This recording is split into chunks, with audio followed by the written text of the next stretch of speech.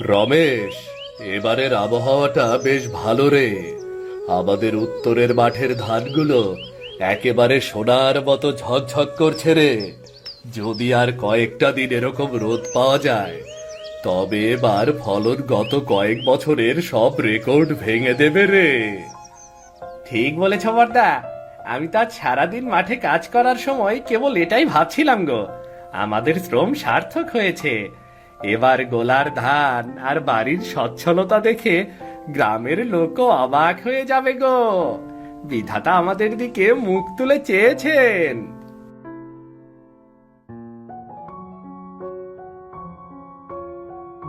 তোদের কথা শুনে আমার বুকটা গর্ভে ভরে গেল। তোদের বাবা গত হবার পর থেকেই এই সংসারটাকে তো তোরাই আগলে রেখেছিস। এই জমি জমা চাষবাস সবই তোদের মেহনতে আজ ফুলে ফেপে উঠেছে। তবে একটা কথা আমি অনেক দিন ধরে ভাবছি বাবারা। কি কথা মা? কি ভাবছো বলো দেখি। কি চাই তোমার? শুধু আদেশ করো, আমরা দুই ভাই সর্বদা তোমার আদেশ পালনের জন্য প্রস্তুত। আমাদের তো কোনো কিছুরই অভাব নেই। ঘরে অঢেল শস্য, বাইরে নামডাক সবই আছে। কিন্তু এই মস্ত বাড়িতে আমার কেমন যেন একা একা লাগে। ঘর আলো করে লক্ষ্মী আসার সময় হয়েছি রে। আমি চাই তোদের দুজনকে একসাথে বিয়ে দিয়ে ঘরে বউ আনতে। মা, বিয়ে শাদির কথা এখন কোত্থেকে এলো? আমাদের তো কেবল দিন কাটছে মাঠ আর মাটিতে। কেন আসবে না শুনি? উপযুক্ত বয়স হয়েছে তোদের। আর আমি তাই পাশের গ্রামের ঘটক মশাইকে খবর দিয়েছিলাম। আজ সকালেই এসেছিলেন তিনি। এক অতি চমৎকার প্রস্তাব নিয়ে এসেছেন। ঘটক মশাই এসেছিলেন? বলো কি? তা কি প্রস্তাব দিলেন? পাশের গ্রামের রায়বাড়ির খবর জানিস তো? তাদের দুই কন্যা মিথিলা আর মায়া। মেয়ে দুটো কেবল সুন্দরী নয়, অনেক গুণেও অনন্য। আর সব থেকে বড় কথা হলো তারা দুজনেই যমজ। হুবহু একই রকম দেখতে, যেন একটি ফুলের দুটো পাপড়ি। যমজ মেয়ে? মা, তুমি কি বলছো? দুই ভাইয়ের সাথে দুই যমজ বোনের বিয়ে? এটা তো বেশ অদ্ভুত শোনায়। গ্রামের লোকে শুনলে কি বলবে? গ্রামের লোক ভালোই বলবে রে বাবা। যখন দুই যমজ বউ একই পোশাকে চলাফেরা করবে, তখন কতই না ভালো লাগবে দেখতে। মা, তুমি তো দেখি তাদের এখনই বৌমা বানিয়ে ফেলেছো। তারা আমাদের সবকিছু জানে তো? আমাদের পছন্দ করবে তো নাকি? পছন্দ করবে না মানে? আমার সোনার টুকরো দুই ছেলে। আর তাছাড়া আমাদের কি কোনো কিছুর অভাব আছে যে অপছন্দ করবে? তোরা রাজি থাকলে কালই আমি ঘটক মশাইকে কথা দিয়ে দেব। মা, তুমি যখন পছন্দ করেছো, তখন আমাদের আর কিচ্ছু বলার নেই। কি বলিস বর্দা? হ্যাঁ মা, তুমি কথা এগিয়ে নিয়ে যেতে পারো। আমার পক্ষ থেকে কোনো সমস্যা নেই। আর যেখানে তোমার পছন্দ হয়েছে, সেখানে তো আমার আর কোনো কথাই থাকতে পারে না মা। আজ আমার বড় আনন্দের দিন। এই অন্ধকার ঘর এবার দুই চাঁদের আলোয় ভরে উঠবে। আমি কাল সকালে ঘটক পাঠিয়ে পাকা কথা দিয়ে দেব। তোরা প্রস্তুত হ, খুব শীঘ্রই আমাদের এই উঠোনে সানাই বাজবে।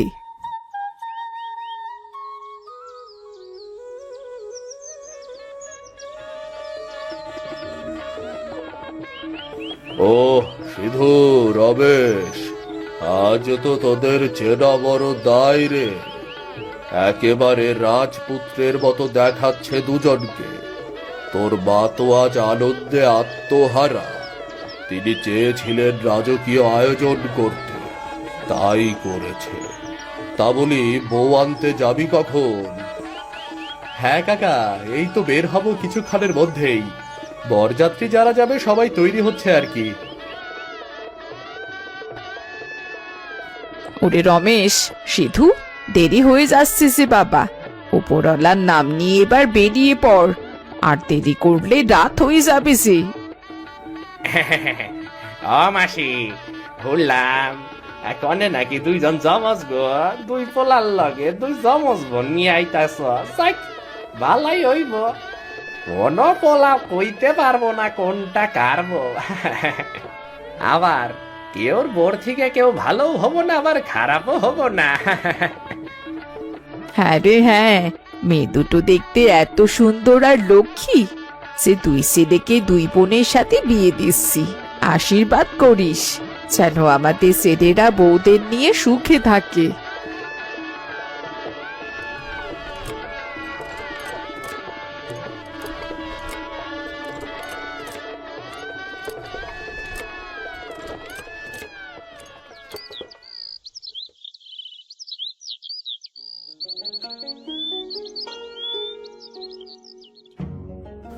আমি তো অনেক বিয়ে দেখেছি জীবনে, কিন্তু এমন সুন্দর দৃশ্য আগে কখনো দেখিনি। এ তো একেবারে রাজজোটক। বিধাতা বোধহয় নিজের হাতে মিল তৈরি করেছেন। রমেশ, তুই কি কিছু বুঝতে পারছিস কোনটা মিথিলার কোনটা মায়া? আমি তো এখনো দ্বন্দ্বে আছি রে। সত্যি বলতে কি বর্দা, আমি তো কিছুই বুঝতে পারছি না, কিন্তু এখন সেটা ভাবার সময় নয়। দেখো না গ্রামের মানুষ কেমন আনন্দ করছে। সিধু, রমেশ, তোরা তোদের বউকে নিয়ে ঘরে যা বাবা, আমি খাবারের ব্যবস্থা করছি। মা, আজ থেকে আমাদের নতুন পথ চলা শুরু হলো। সব সময় আমাদের জন্য আশীর্বাদ করো, আমরা যেন সুখী হতে পারি। হ্যাঁ মা, তোমার পছন্দে তোমার দুই ছেলে বিয়ে করেছে, তাদের জীবন যেন সুখের হয় সেই আশীর্বাদ করো মা। পাগল ছেলে আমার, মায়ের আশীর্বাদ কি কখনো চাওয়া লাগে? তোরা সুখে থাক বাবা, মায়ের আশীর্বাদ সব সময় তোদের সাথে আছে। স্বর্ণগ হকলে, আজ রায়বাড়ির দুই মাইয়া আমাগো গ্রামের বধূ হই আইতাছে। গ্রামের সব বাড়িতে আজ যেন উৎসব আনন্দে ফুরফুর করতাছে। এমন মিলন সচরাচর দেখা যায় না। সবাই তাগল লাইগে আশীর্বাদ কইর কেমন।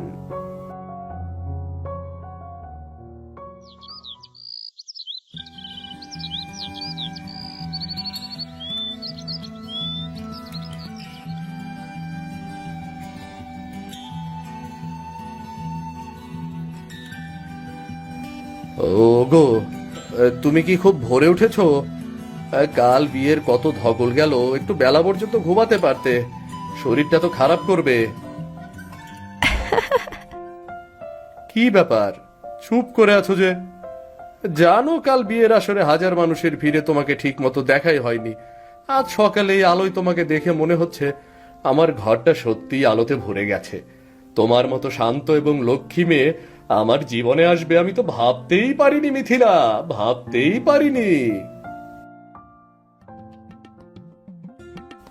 কিরে মায়া, এখনো তোর ফুল সাজানো হয়নি? আমাকে রান্নায় একটু সাহায্য কর। পেঁয়াজগুলো কেটে দে তো, আর তরকারিগুলো ধুয়ে দে। মানে মিথিলা, তুমি এখানে? তাহলে ইয়ে মানে ইয়ে যে বসে আছে যে সে কে? আমি তো এতক্ষণ তার সাথে কথা বললাম। দাদা, আমি আপনার আদরের শালিকা আর ছোট ভাইয়ের বউ মায়া। আপনি তো দেখি প্রথম দিনই ভুল করলেন। না মানে আমি ভেবেছিলাম আসলে মানে ছি।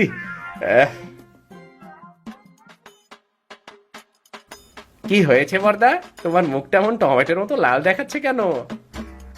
আর বলো না রমেশ, তোমার বড়দা আজ সকালে মায়াকে আমি ভেবে খুব লজ্জা পেয়েছে। কপাল ভালো যে আমি সময় মতো চা নিয়ে চলে এসেছি, নয়তো।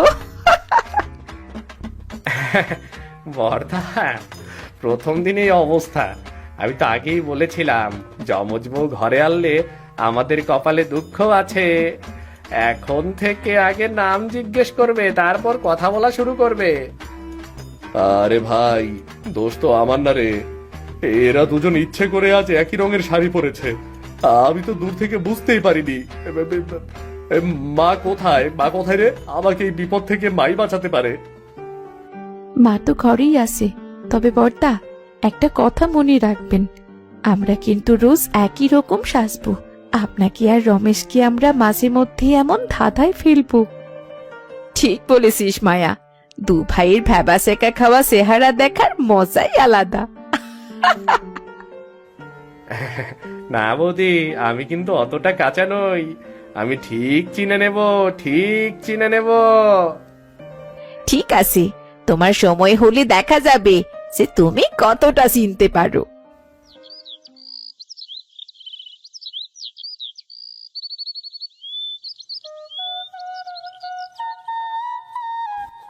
দিদি, আমি কিন্তু সিধু দাদার জন্য যে ডালটা রেঁধেছি তাতে 2বার লবণ দিয়ে ফেলেছি। আমি যে আর রাঁধতে পারি না তা তো সবাই জানে, আর তুমি যে খুব ভালো রান্না করো সেটাও সবাই জানে। তুমি নিশ্চিত তো যে এই জায়গা বদল করলে তারা আমাদের আর ধরতে পারবে না? একদম নিশ্চিত। আমি তোর রমেশের জন্যে খাসির মাংস আর পোলাও এমন ভাবে রেঁধেছি যে ও আঙুল চাটতে থাকবে। ও ভাববে তুই রাতারাতি জাদুকরি হয়ে গেছিস। আর সিধু যখন ওই নোনতা ডাল খাবে তখন ওর মুখটা দেখার মতো হবে। চল, ওরা খেতে বসেছে।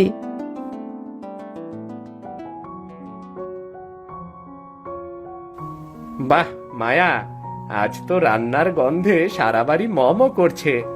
আমি তো জানতাম তুমি রান্না পারো না, আজ এই অসাধ্য সাধন করলে কি করে?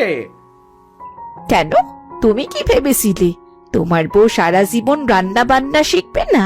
খেয়েই দেখো না, আজ তোমার জন্যে স্পেশাল রান্না। মিথিলা, আজ তোমাকে একটু অন্যরকম লাগছে। আর এই যে ডালটা দিলে, এটার রং কেন জানি একটু কালচে লাগছে। ও কিছু না গো, নতুন মশলা দিয়েছি তো তাই। তুমি আগে খেয়েই দেখো না। আহ মায়া, এ তো অবিশ্বাস্য। এমন স্বাদ তুমি এত ভালো কি করে রান্না করলে বলো তো? কাল রাতেও তুমি বললে যে তুমি লবণের কৌটা, চিনির কৌটা গুলিয়ে ফেলো, আর আজ এই অমৃত রাঁধলে। ওহ মিথিলা, এই ডালে কি লবণের পানি উজাড় করে দিয়েছো নাকি? আবার তো মনে হচ্ছে রক্তচাপ এক মুহূর্তেই বেড়ে গেল। কাল তো তুমি বললে তুমি রান্নায় খুব পারদর্শী, আজ এই বিষাদ খাবার খাওয়ালে কেন? কেন গো, লবণে তো বুদ্ধি বাড়ে, আর আমি ভাবলাম চাষবাস করতে তোমার অনেক বুদ্ধির দরকার, তাই একটু বেশি দিয়েছি। বড়দা, তুমি লবণে পড়ছো আর আমি এদিকে স্বাদে ভাসছি গো। মায়া, তুমি কি কাল রাতভর জেগে কোনো জাদুর বই পড়েছো নাকি? এই যে একেবারে নামি দামি হোটেলের রাঁধুনিকেও হার মানাবে গো। না রমেশ, এই কিছু একটা গোলমাল আছে রে। এই মিথিলা যে এমন জঘন্য রাঁধতে পারে তা তো আমার বিশ্বাস হচ্ছে না। আর মায়া যে এমন রাজকীয় খাবার রাঁধবে সেটাও তো অবিশ্বাস্য। তোমরা আমাদের এখনো চিনতে পারোনি? রমেশ, এই তোমার মাংস আমি রেঁধেছি, আর সিধু, ওই তোমার নোনতা ডাল মায়ার হাতের কীর্তি। এই যে আমি জানতাম, আমি ভাবছিলাম যে মেয়েটা কাল বললো সে রান্নাই পারে না, সে আজ হঠাৎ অন্নপূর্ণা হয়ে গেল কি করে? তার মানে আমি ভাবির হাতের রান্না খেয়ে মায়াকে প্রশংসা করছিলাম? ছি ছি ছি, বড়দা, আমরা তো রোজই এদের বুদ্ধির কাছে হেরে যাচ্ছি বড়দা। এখনো তো অনেক বাকি, আমাদের দু বোনকে চেনা অত সহজ নয়।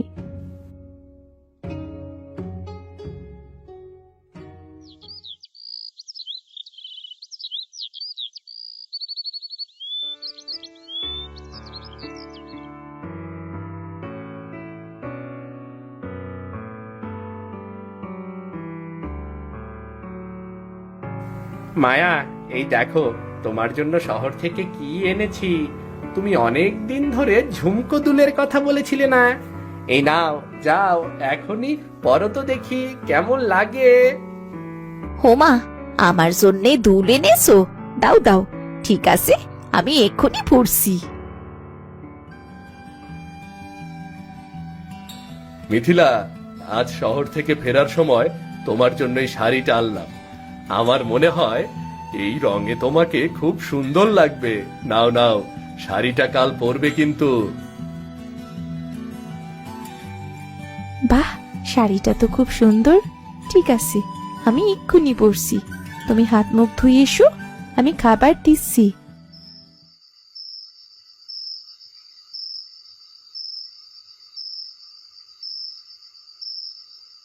মিথিলা, তোমাকে খুব সুন্দর লাগছে।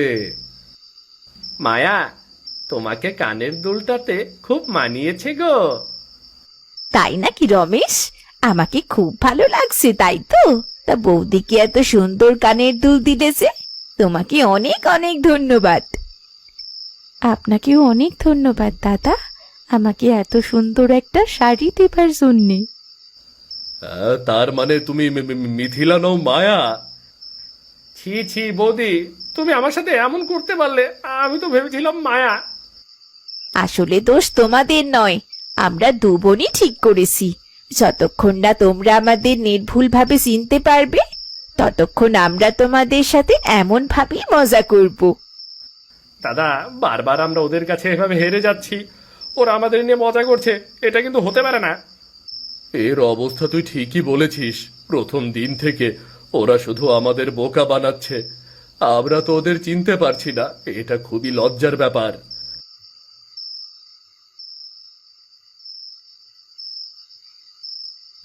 কিরে সিধু, রমেশ, আমার দুই লক্ষ্মী বৌমাদের কাছে তোরা কি বোকা হয়ে যাচ্ছিস? নিজেদের বউকেই চিনতে পারছিস না? না, মানে ওরে সিধু, ওরে রমেশ, তোদের এই দশা দেখে তো আমি আর হাসি থামাতে পারছি না। তোরা কি সত্যি আমার সেই বুদ্ধিমান ছেলে, যারা পুরো গ্রামের চাষবাস সামলাস? আমি তো ঘরে বউ এনেছি ঘর আলো করার জন্যে, কিন্তু তোদের এই ভ্যাবাচাকা খাওয়া চেহারা দেখে মনে হচ্ছে তোরা যেন মস্ত বড় কোনো গোলক থাবায় পড়ে গেছিস। কিরে মায়াবতী মেয়েরা, তোরা তো আমার ছেলেদের একেবারে নাস্তা নাবুদ করে ছাড়লি। মা, তুমি এখন ওদের সাথে যোগ দিলে। আমরা এখানে লজ্জায় মুখ দেখাতে পারছি না, আর তুমি হাসিতে লুটোপুটি খাচ্ছ। তুমি তো এমন যমজ বউ ঘরে আনার বুদ্ধি দিয়েছিলে। মা, আমরা তো তেমন কিছুই করিনি, ওনারাই তো আমাদের চিনতে পারছে না। তুমি ঠিক বলেছ দিদি। মা, আপনি বলুন না, নিজের বউকে চেনার জন্য কি আলাদা কোনো চশমা লাগে? সত্যি তো। শোন সিধু, রমেশ, তোরা কি এখনো নিজেদের বউকে চিনতে পারলি না? বিয়ের তো এতদিন হয়ে গেল, শুধু কি এইরকম শাড়ি আর চেহারা দেখেই তোরা বিচার করবি? মা, তুমি বলো, এরা যখন একই পোশাক পরে, একই ভঙ্গিতে দাঁড়িয়ে থাকে, তখন চেনার উপায় কি? বলো মা, তুমি বলো। দেখ বাবা, চেহারা তো অবিকল হতে পারে, কিন্তু মানুষের আত্মার স্বভাব কি এক হয়? মিথিলার শান্ত চাহনি আর মায়ার ওই চঞ্চল হাসি, তোদের কি এইটুকু নজরে পড়ে না? মা ঠিকই বলেছেন, আমরা যতই এক সাজি না কেন, আমাদের কথা বলার ধরনও তো আলাদা। শোন সিধু, ভালোবাসা যদি গভীর হয়, তবে অন্ধকারের মধ্যেও নিজের মানুষকে চেনা যায়। মনের চোখ দিয়ে দেখিস না বলি তোরা বারবার হাসির পাত্র হচ্ছিস। মা, তোমার কথা ঠিক, কিন্তু এরা যেভাবে পরিকল্পিতভাবে আমাদের ধাঁধায় ফেলছে, তাতে আমাদের মনের চোখও যেন ধাঁধিয়ে যাচ্ছে গো মা। ঠিক আছে, তবে তোদের একটা কথা বলে রাখি, যেদিন কোনো চিহ্ন ছাড়া এদের চিনতে পারবি, সেই দিন বুঝবো তোরা সত্যিকারের স্বামী হতে পেরেছিস। ততক্ষণ পর্যন্ত এই মজার কাণ্ডগুলোই চলুক, আমার বুড়ো বয়সে ঘরটা একটু হাসি খুশিতে ভরে থাকুক। মা, আমরা এখন এদের হাসির পাত্র, কিন্তু খুব শীঘ্রই আমরাও কোনো না কোনো বুদ্ধি বের করব। তখন দেখবে মা, তখন দেখবে।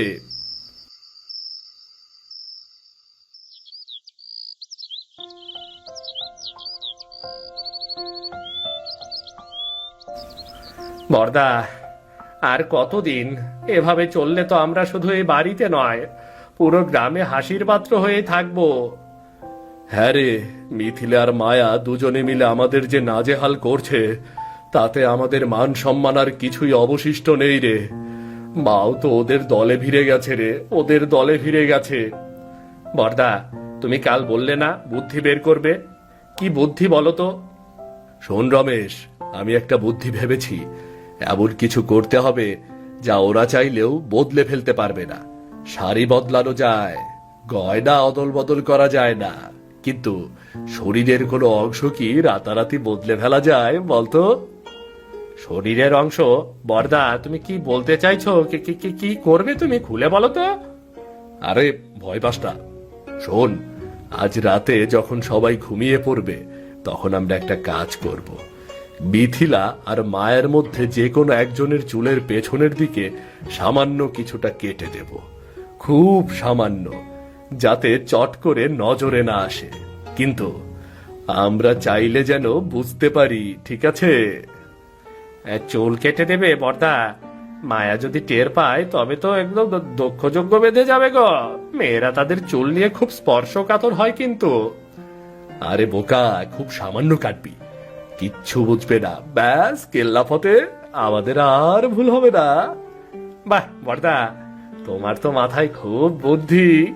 ওরা আর আমাদের বোকা বানাতে পারবে না, এটাই করতে হবে। ঠিক আছে, তাহলে আজ রাতেই আমরা অভিযানে নামবো। মনে রাখিস, মা যেন টের না পায়। মা জানতে পারলে এখনই ওদের সতর্ক করে দেবে। তুমি নিশ্চিন্তে থাকো গো বর্দা, কেউ জানবে না। এবার দেখা যাবে কারা হাসে আর কারা লজ্জা পায়।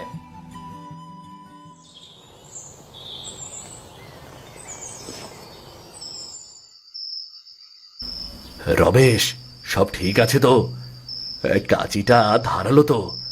এমন ভাবে কাটতে হবে যেন ও ঘুমের ঘরে টেরই না পায়।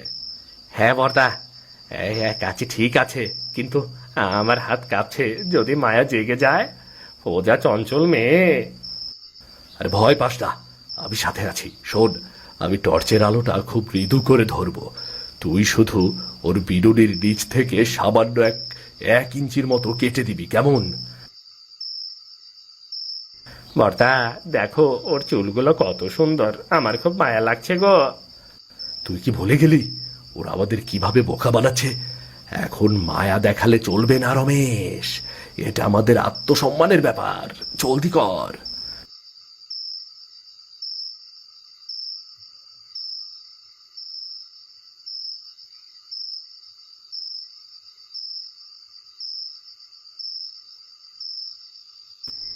বর্দা হয়ে গেছে, দেখো, ঠিক 1 ইঞ্চির মতো কেটে দিয়েছি।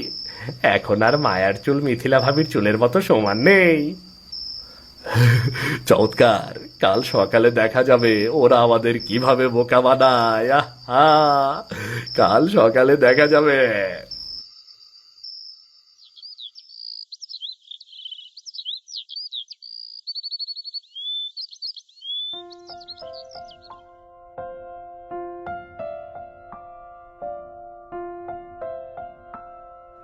কি গো, আজ তোমরা এত দেরি করে উঠলে যে? মাঠে যাবে না নাকি কাজ নেই? আচ্ছা বলো তো, আমাদের দুজনের মধ্যে কে মিথিলা আর কে মায়া? হ্যাঁ, আজ যদি ভুল করেন তবে কিন্তু শাস্তি হবে। আমরা ঠিক করেছি, ভুল করলে আজ দুপুরে আপনাদের দুজনকে শুধু তেতো করলা ভাজি দিয়ে ভাত খেতে দেব। বর্দা শুনছ তো, এরা ভাবছে আমরা সারা জীবন এভাবেই অন্ধ হয়ে থাকব, কিন্তু সে আশায় ঘুরে বালি আমরা এখনই বুঝতে শিখেছি। মিথিলা, মায়া, তোমাদের এই লুকোচুরি খেলা আজ থেকে শেষ। রমেশ, দেখ আমি ঠিক বলছি কি না? কি? আপনি এত নিশ্চিত হয়ে কি করে বলছেন? আমার দিকে তো ঠিক মতো তাকালেনও না। তাকানোর প্রয়োজন নেই মায়া, আমরা এখন থেকে তোমাদের চিনে ফেলেছি, আর ভুল হবে না। কিন্তু পর্দা চিনলেন কিভাবে সেটা তো বলুন। সে তোমাদের দেখতে দেখতে চিনে ফেলেছি। আমাদেরকে নিয়ে তোমরা সব সময় মজা করবে তা তো হবে না, এখন থেকে আমাদের আর ভুল হবে না। একদম ঠিক বর্দা, তুমি কি ভেবেছিলে তোমার এই জমজ জাদুর রহস্য আমরা কোনোদিনও ভেদ করতে পারবো না? কিন্তু না, আমরা আর ভুল করব না। তোমাদের খেলা শেষ। কিন্তু তোমরা এত নিশ্চিত হয়ে কিভাবে বুঝতে পারছো সেইটাই তো বুঝলাম না। কাল পর্যন্ত তো আমাদের চিনতেই পারছিলে না, কিন্তু আজ হঠাৎ এমন কি হলো যে চিনতে পারছো? ওরে সিধু, রমেশ, তোরা শেষ পর্যন্ত চিনতে পারলি। যাক বাবা, বাঁচা গেল। তোদেরকে নিয়ে আমার বৌমার আর মজা করতে পারবে না। মা, এরা আমাদের নাজেহাল করে ছেড়েছিল, আজ আমাদের জয়ের দিন। মিথিলার মায়া, তোমরা এবার পরাজয় স্বীকার করো। ঠিক আছে, আমরা হার মেনে নিচ্ছি। তোমরা সত্যি অনেক বুদ্ধিমান। হ্যাঁ, আপনারা অনেক বুদ্ধিমান। আমরা আমাদের পরাজয় মেনে নিচ্ছি। আপনাদের সাথে আর মজা করব না। আর কোনো ভয় নেই বর্দা, এখন থেকে আমরা আর বোকা হব না। আমাদের ক্যামেরা ধোকা দিতে পারবে না।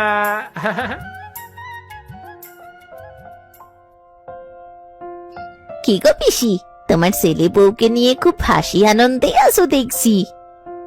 কাকিমা, আগে তো দুই ছেলেকে নিয়ে সংসার ছিল, এখন তো সমস্ত দুই বউকে পেয়ে আমাদের ভুলেই গেছো দেখছি। আমাদের বাড়িতে তো একটু যাও না, সারাদিন খুব আনন্দেই থাকো মনে হয়। হ্যাঁ গো, এসো, বসো তোমরা।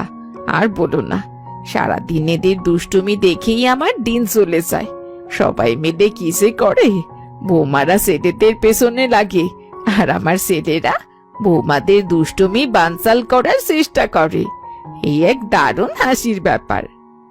হ্যাঁ পিসি, তোমার সংসারটা দেখতে সত্যি খুব ভালো লাগে।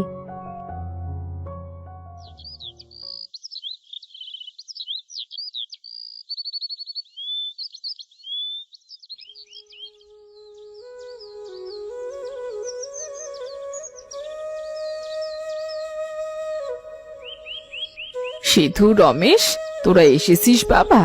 আয় বস। তোদের তো সব কথাই শুনলাম। তোরা এক অদ্ভুত উপায়ে তোদের স্ত্রীকে চিনতে পেরেছিস, কিন্তু একবার ভেবে দেখেছিস এই যে চুলের চিহ্ন বা শাড়ির রং, এগুলো কি চিরস্থায়ী? কেন মা, আমরা তো বুদ্ধি খাটিয়েই এই সমস্যার সমাধান করেছি। এখন থেকে তো আর আমাদের ভুল হওয়ার কথা নয় মা। হ্যাঁ মা, এখন অন্তত আমাদের আর লজ্জায় পড়তে হবে না। চিহ্নটা আছে বলে আমরা নিশ্চিন্ত মা। শোন বাবা, তোরা যে চিহ্ন দিয়ে আজ মায়াকে চিনলি, সেটা তো কেবল চোখের দেখা। কিন্তু মানুষের পরিচয় কি কেবল তার চুল বা পোশাকই থাকে? মনে কর, মায়ার চুল যখন আরো বড় হয়ে যাবে, তখন তোরা কি আবার পথ হারাবি? মা একদম ঠিক বলেছেন। আমরাও তো আপনাদের সাথে অনেক মজা করেছি, আপনাদের বিভ্রান্ত করেছি, কিন্তু আমরাও বুঝতে পারিনি আমাদের এই রূপের সাদৃশ্য আপনাদের জন্য এতটা দুশ্চিন্তার কারণ হয়ে দাঁড়াবে। ভালোবাসা তো বাইরের কোনো চিহ্ন দিয়ে চলে না রে বাবা। সিধু, তুই যখন মিথিলার সাথে কথা বলিস, তখন কেবল তার চেহারা দেখিস না, তুই দেখবি তার ধৈর্য, তার কথা বলার ছন্দ। আর রমেশ, মায়া যতই চঞ্চল হোক, তার হাসির আড়ালে একটা গভীর মায়া আছে। এই সূক্ষ্ম পার্থক্যগুলোই তোদের হৃদয়ে অনুভব করতে হবে। আমি বুঝতে পারছি মা, আমরা আসলে কেবল বাইরের চেহারায় আটকে ছিলাম। আমাদের মনে রাখা উচিত ছিল যে মিথিলার মায়া দেখতে এক হলেও তাদের দুজনের আত্মা সম্পূর্ণ আলাদা। ঠিক বলেছ বর্দা, মায়ের যে সামান্য রাগ বা অভিমান করার ভঙ্গি, সেটা তো মিথিলা ভাবির নেই। আমরা যদি মন দিয়ে ওদের বোঝাতে চেষ্টা করতাম, তবেই চুল কাটার মতো অদ্ভুত কাজ আমাদের করতে হতো না। মায়া, আমাকে ক্ষমা করে দিও। তোমার সুন্দর চুল কাটা আমার উচিত হয়নি, ক্ষমা করে দিও। থাক, আর লজ্জা পেতে হবে না। আমি বরং এই ভেবেই খুশি যে এই ঘটনার মাধ্যমে আমাদের সবার ভুল ভেঙেছে, আর আজ থেকেও আমরা আপনাদের সাথে কখনোই এমন মজা করব না। মনে রাখিস বাবা, মনের মিল থাকলে চেহারাই কখনোই আটকায় না। যতই এক চেহারা হোক, নিজের মানুষকে ঠিক চেনা যায়। ভালোবাসা কোনো চিহ্ন খোঁজে না, তা শুধু অনুভব করেই জানতে হয়। আজ আমরা এক মস্ত বড় শিক্ষা পেলাম মা। এখন থেকে আমাদের সম্পর্কের ভিত্তি হবে বিশ্বাস আর হৃদয়ের টান, বাইরের কোনো কৃত্রিম চিহ্ন নয়। আমরা দুই বোন মিলেই ঘরকে এমন ভালোবাসায় ভরিয়ে দেব যে চেহারার মিল আর কখনো বিভ্রাট হতে পারবে না। এমন গল্প দেখতে আমাদের চ্যানেলটা সাবস্ক্রাইব করতে ভুলবেন না। সবাই একটা লাইক দিয়ে যাবেন কিন্তু।